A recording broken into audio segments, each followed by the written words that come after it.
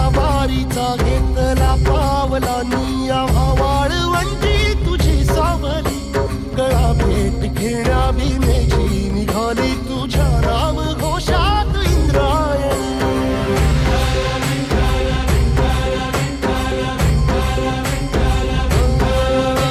भिडे आसमंती ध्वजा वैष्णवांची उभी पंढरी आज नादावली तुझे नाव ओठी तुझे रूप ध्यानी जीवाला तुझी आस लागली जरी बाप साऱ्या जगाचा परी तू आमालेकरांची विठू माऊली.